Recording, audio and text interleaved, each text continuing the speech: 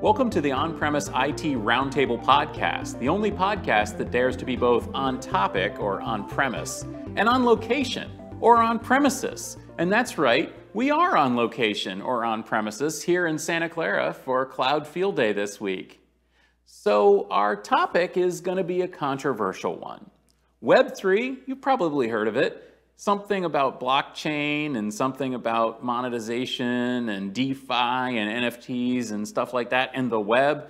Well, it's bunk. Before we get into that though, let's meet who's on the panel today.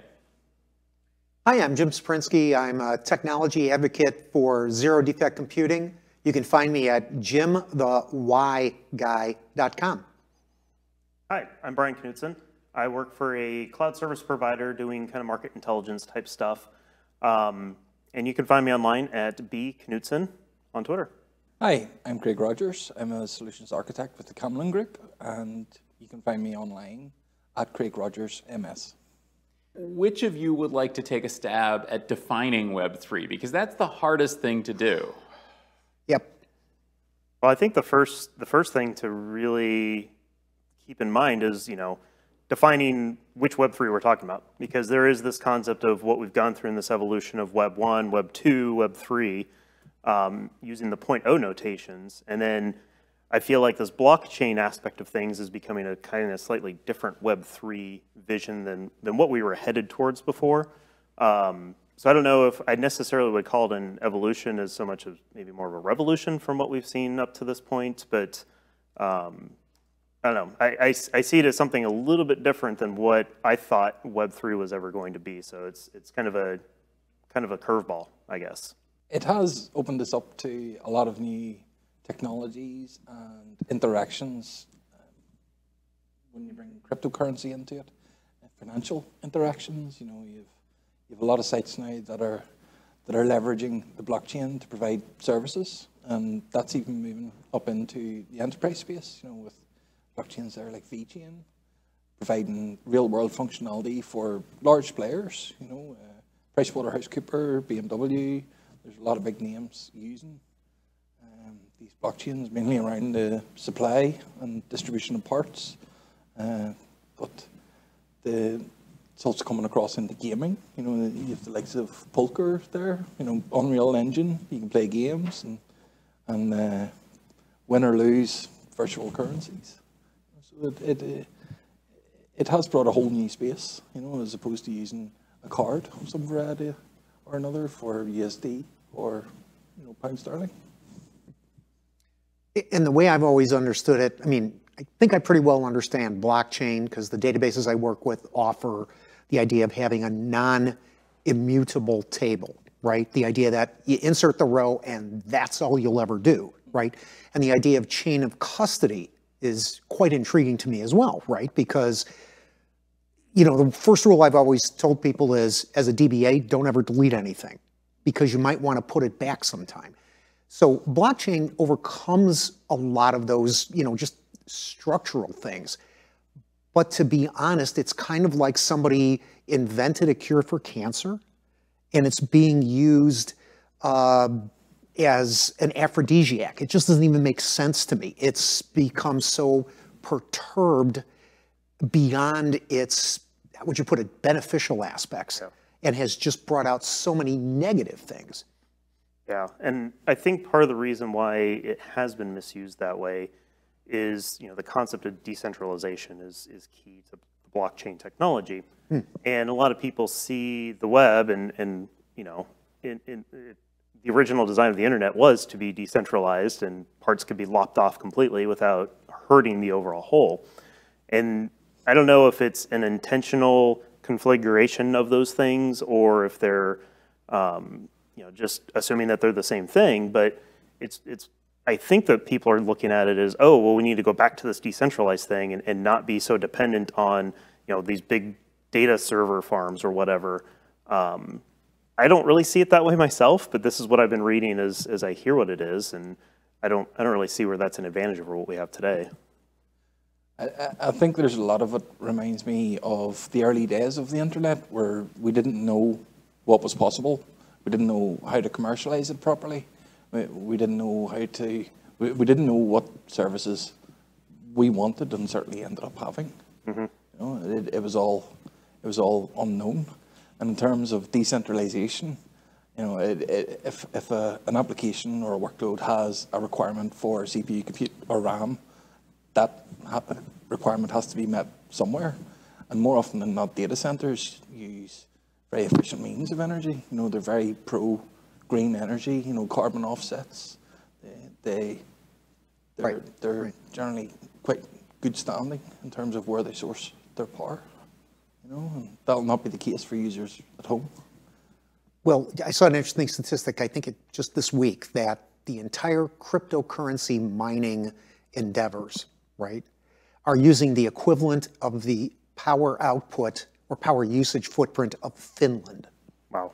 Okay, now, Finland's not a huge country, but I got friends there, and it's a pretty modern country. You know, it's It's a country. It's a country. Okay, it's a country. Okay, It's a country. it's a beautiful country. But I guess my point is that's mind blowing. And what is it going to?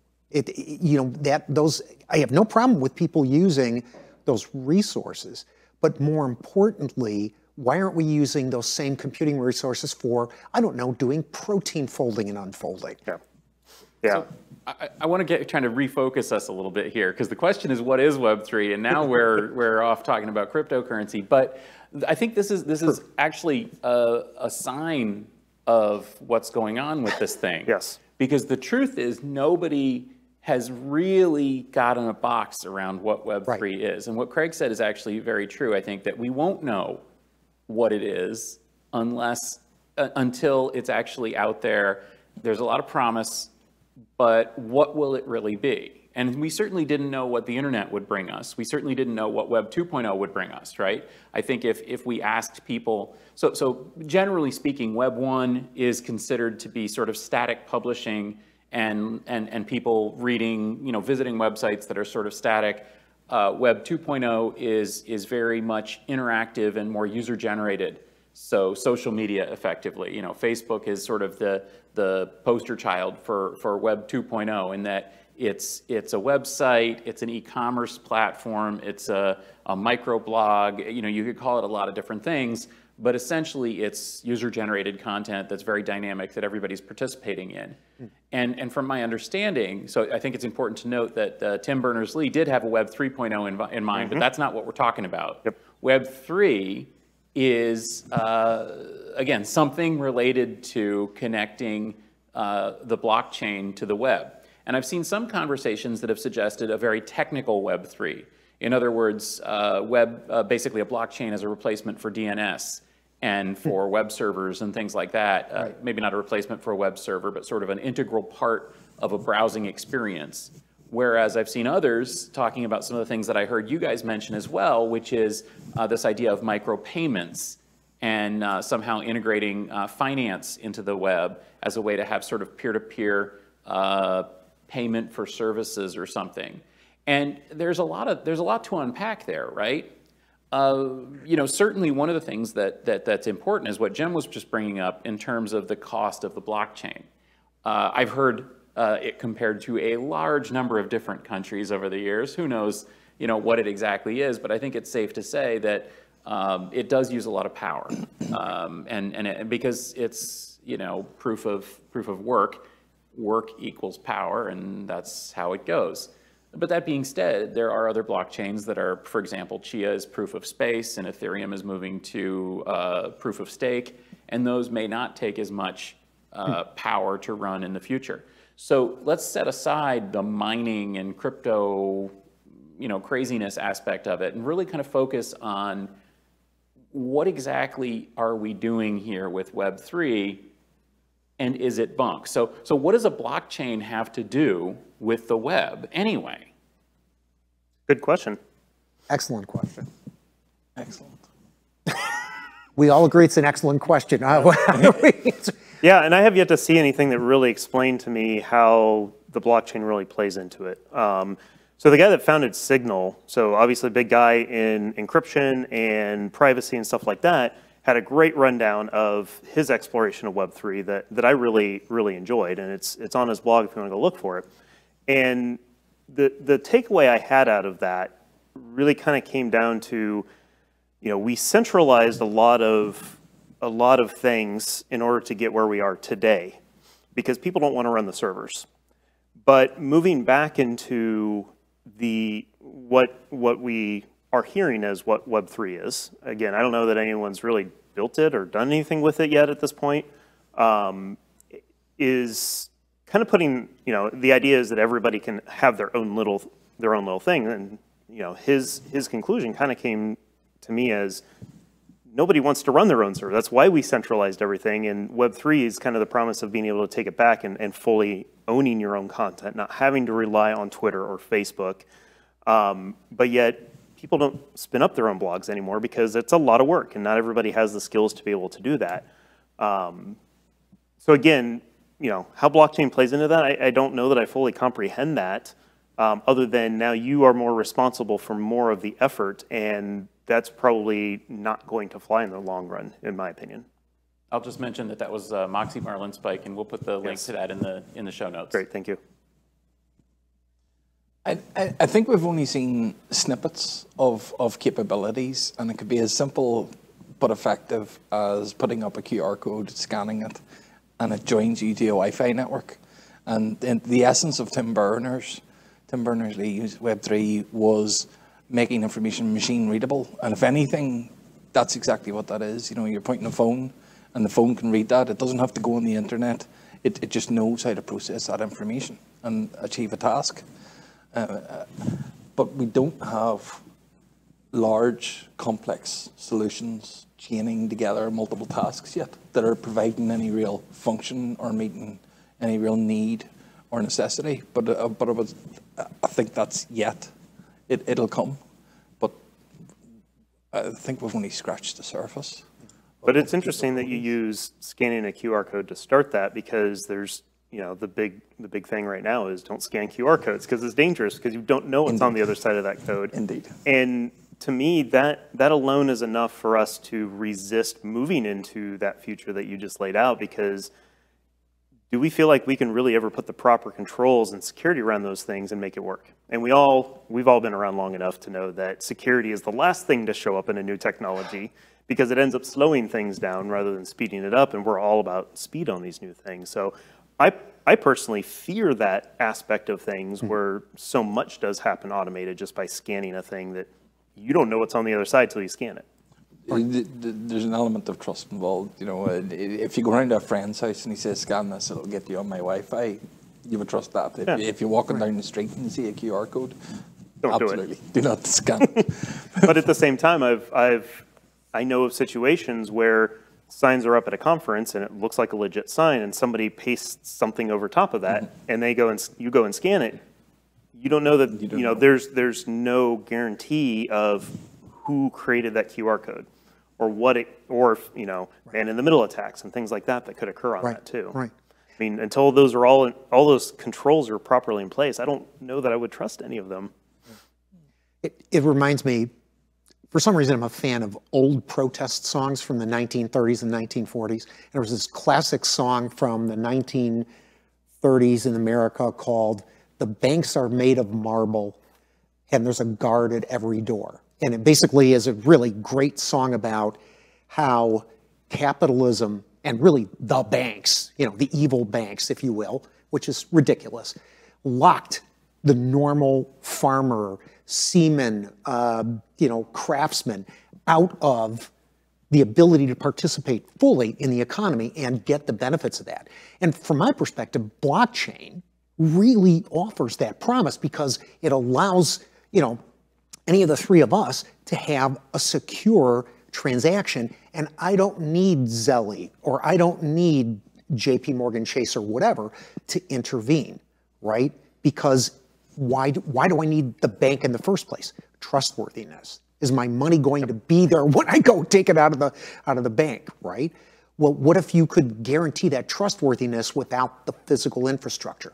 I get it. And that makes sense. And to me, that's really the value, or the thing that's exciting about cryptocurrency, because exactly, why are the banks made of marble? The banks were made of marble so that people walking by would look at it and say, I can trust that I can put my money there. And that's Right. why there's a guard at the door too. That guard's not really going to protect your money, but the image of that guard and the image of that bank is what does. And you're right that I think a lot of people, we've heard about the unbanked. We've seen a lot of efforts by companies from PayPal to even American Express to try to bank the unbanked. And yet a lot of people still aren't banked. And so that is actually an exciting aspect of this. And similarly, we've seen all throughout Web 2.0 ways to try to monetize internet stuff in a way that benefits and rewards content creators.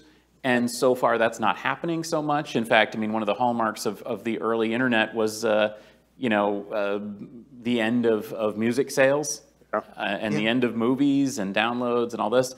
Well, so that is exciting, right? I think that we can all agree that that's an exciting prospect, right? Yep, absolutely. Agreed. Absolutely. I think you're touching on the thing that I can most get behind in that is, that the freedom aspect of Web 1.0 has gone away with Web 2.0. There's reasons for that, and the balance needs to be cut there. But the other thing I would touch on is, as we talk about the centralization is there for trust in a lot of ways. It does introduce risk on, are they going to be able to protect my money properly? Decentralization means you're on your own. You've got to protect, you've got to patch, you've got to update, you've got to ensure availability and whatnot. So that, again, that puts more of the risk on me as an individual to deal with that. But there's also a cost of entry. And when we start talking about those people in countries that don't have the money, that can't afford to get in, it takes what, $100 to open up a bank account and have a checking account. Right. There are fees, and they're gonna screw you somehow because they need to buy the marble. But in the end, to buy a Bitcoin or Ethereum is way beyond most people. I don't even know how to do it because I haven't invested the time to figure it out. Whereas getting into a bank account is actually really easy. So the promises I love the promises of cryptocurrency, and apologies for falling back into this trap, but again, blockchain being the central and cryptocurrency being the obvious example is not, getting into it is not a simple thing. It costs money, and while I love the fact that it's kind of designed and promoted as something that will help third world countries and not having to rely on a central bank, if they can't get into it, they can't get into it. It doesn't matter. Right. And we've had microfinance opportunities in diverse populations in India, trying to bring Dalit women and other minorities up by doing this. We did that all without cryptocurrency, right? And it works. It still works today. So the good part of it is, right, that, we could potentially uplift even more people, but let's be honest, humans are greedy. And, how many pizza money millionaires have suddenly arose because of Bitcoin or whatever they might have done by using cryptocurrency. And I don't know, it just feels to me an awful lot like the tulip revolution many, many hundreds of years ago in Europe. There's hundreds of millionaires from Dogecoin alone. Right. Off the back of a couple of tweets. Literally hundreds. People who spent $100 and did nothing but hold on to it long enough. You're right, absolutely. Money comes into it. Sure. But we're back. We have went back around to cryptocurrency, but we're back around to the fact that you alluded to there. Something has to process these functions, and if that's a blockchain or a decentralized application has to live on top of a blockchain. So unfortunately, cryptocurrency is one thing, but a blockchain technology is completely separate. Absolutely. You can have a blockchain providing functionality that has nothing to do with currency. Absolutely. And that's where I think we're going to see things evolve better. Actually, I read an interesting clip from an article in the New York Times recently about a crypto project, again, crypto, right? That the authors call a normie utility. It's called Helium, and I hadn't heard about this before. And decentralized long-range wireless network. It uses cryptocurrency to reward people for sharing bandwidth on their Wi-Fi compatible devices, right? So, I mean, the interesting thing, like just looking at new appliances for my kitchen, right? And they got those things with those giant cell phone type things in there. Yeah. They said if you implemented that in a reasonably sized suburb of Chicago, you would essentially suck the power grid dry to power those things. But wait a minute, what if we could retask that?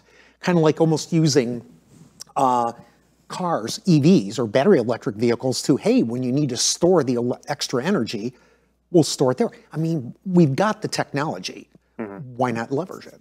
Helium is a very interesting one there that you've touched on. The premise of that is that you essentially buy an access point that has a bit of smarts. Right. You put it in the location with the most footfall that you can imagine, a train station or a bus station. Right. The more people that connect and use the Wi-Fi, the more you're rewarded with helium. And that's a way that rewards the person providing the bandwidth with financial recompense through the helium tokens. But that's considered mining helium, like giving away internet and getting as many people on as possible. Yeah. I mean, And you literally cannot order these. They're just months and out of months stock. and months. You know, there's a black market for them at incredibly inflated prices. People are greedy. They'll find a way. I don't want to rain on the parade, though. But I should point out We're not talking about Web3 anymore. I run Tech Field Day. And at Networking and Wireless and Mobility Field Day, we've learned quite a lot about the technology behind this. And there's a couple of reality checks that I'd like to inject here. Number one, it's LoRaWAN, which is incompatible with all consumer devices. That's what you're sharing. So you're basically sharing something useless. Now, it's not 100% useless, because it is used by some industrial automation and vehicle tracking and things like that, but it's not something that is actually used very widely, and it's not something that actually needed infrastructure because it already has the infrastructure it needs. If you're trying to track containers in a container port, well, the container port puts up a couple of LoRaWAN and they're good to go. Like, they don't need to track it through your neighborhood. The other thing about helium is, as you said, is that you're earning based on sharing, but that's not actually where the blockchain is. The blockchain is actually the conventional blockchain. But let's get back to it. I want to get back to one of the things that Craig brought up, which was interesting, is that in addition to cryptocurrency, which we all know about, and NFTs, which we're hearing about, of course, there's also an aspect of blockchain that is, Ethereum is famous for, which is essentially programmability, the idea that you've built a distributed computer. And you can actually run code in the Ethereum network, and that's how NFTs work. You can run code on top of most blockchains. Chia has a Lisp version that will run in the blockchain as if it was a distributed computer, which is exciting. But there again, the question is, and I want to wrap this discussion up here, we've heard some pretty exciting and interesting things. And again, I'm not trying to cut out helium as being exciting and interesting. It is exciting and interesting. But the question is, why are we doing this when, so think about it, we can already share bandwidth and earn money. It's called being an ISP. Yeah. We can already have decentralized finance. In fact, more people use their telephone number as a form of inexpensive DeFi around the world. I know that's not something we do in the first world for the most part, but much of the rest of the world uses phones as a bank, and they send money between phones. We can already do that. We can already do microfinance. We can already do a lot of things, and we don't need the blockchain to do them. So my question is, Web3 is somehow it needs the blockchain. Can you think of some reason that it needs the blockchain as opposed to just, I don't know, renting a mainframe or having something running in AWS or using a phone or, just doing something the regular way? I guess I see it as potentially. I mean, if you can, with the thought of running things on top of the blockchain, theoretically, you throw some code out there, and whoever happens to run it runs it. The reliability of that. Like, if I'm building a reliable application, I mean, downtime in AWS is already a concern people have to architect around. Whether they do or not is another story. But how do you architect around it when are there guarantees? as to where it's going to run, when it's going to run, what the latency is going to be, who's going to pick it up and actually process it. You know, from an enterprise app perspective, I would find that that's going to be a challenging, that's going to be a hard challenge to overcome, I guess. There's a couple of layers in play there. One is the website, the front end, that still needs to be hosted somewhere. Yep. The back end processing is being provided by, say, the smart contracts that Stephen was alluding to. And then you have commercial blockchains, you know, AWS of blockchain. You know, of course. Very different. BGN, you know, you have corporate entities running the blockchain service. Sure. So you know, what is the difference between running servers and applications in a data center and a blockchain in multiple locations to provide that decentralized access aspect? It's the same thing in that extent. Bunk? The thing I think that's interesting about this, it was just flashed into my head, and I don't mean to sound off color or anything, but it sounds to me like I've got a friend that really is into robotics and, you know, creating human-like structures, right? And it's almost kind of like a joke of, well, you know, as soon as we get that first human-capable robot that we can really see, you know, one of the first questions is going to be, and I don't mean to make this blue, but can I have sex with it? You know, and it just seems to me like, okay, and you're shaking your head, but I mean, it was on the Big Bang Theory, okay? I'm just fix that in post. But if you think about it, well, we can clean it up in post. But it's almost like that, where what? That's what you want. I've given you this marvelous tool, and it could carry your mother from the bed to the shower and help her take a bath, and you're thinking about something. We'll fix it in post. Something that you're thinking about, something completely different that you shouldn't be thinking about.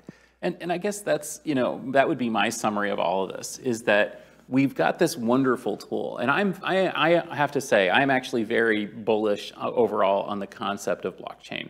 I love the fact that you can have a distributed immutable database. I love the fact that you can have cryptocurrencies that exist outside the global financial system to some extent. I love the fact that you can, you know, run code. I love the idea of smart contracts. It's such a great idea. But the problem is, we're back to what you pointed out with your Big Bang Theory reference, because truly it's so disappointing that all of this technology is used to sell a rip-off image of somebody else's photo, or to sell a song that doesn't belong to you, or to try to monetize something so that you can pull the rug out from under your investors and walk off with the money, or to, you know, try to straight up launder money. Yeah, it's straight up launder money. Exactly. That's so sad. And to me, I'm going to kind of wrap this up by saying I think Web3 is bunk, not because there's anything wrong with the technology, but because there's something wrong with the people. Because again and again and again, what happened here is, instead of being a new world reserve currency, it becomes a massive, you know, hedge fund that people are trying to invest in, and then there's just, you know, all this, you know, front running going on that's actually keeping people from ever actually making any money, because it's possible to do that in the Ethereum chain. Look it up, and it's just disappointing. It's just colossally disappointing. Agreed. All right, so one word answer only. Oh, wow. Web3 is bunk or not bunk? Craig? Bunk for now. For now. Oh, that was 3 words. Okay. Bunk. Bunkity bunk. Splunge. All right. I don't know. All right. Well, thank you very much for joining us for the On-Premise IT Roundtable podcast here on premises in beautiful Santa Clara, California. Where can we connect with you, and is there something you're particularly proud of? You can connect with me on my website, craigrogers.co.uk, via Twitter on at CraigRogersMS, and I'm proud of everything I've done in IT. Okay. So I'm Brian Knutson. You can find me on Twitter at bknutson. My website's knut.net. I do have my own podcast called The Cloud Bites that I do for work. And I can be found on LinkedIn as well, where, you know, I'm of course going to promote any of the cool stuff that I've done there. So. And I'm Jim Saprinsky. You can find me on Twitter at Jim the Y Guy, And I'm also the co-host of the Beyond Tech Skills podcast. If you get a chance, drop in, have a listen. And as for me, I'm Stephen Foskett, organizer of Tech Field Day and publisher of Gestalt IT. You can find me on Twitter at @sfoskett and on most social media networks as Stephen Foskett, because there really aren't a lot of Stephen Fosketts out there in the world. So that's a good way to find me. So thank you very much for joining us for the On-Premise IT Roundtable podcast. If you enjoyed this discussion, you can find it in most podcast applications, so please do give us a rating or review and share it with your friends. This podcast is brought to you by GestaltIT.com, your home for IT coverage from across the enterprise. For show notes and more episodes, go to GestaltIT.com/podcast. Thanks for listening, and we'll catch you next time.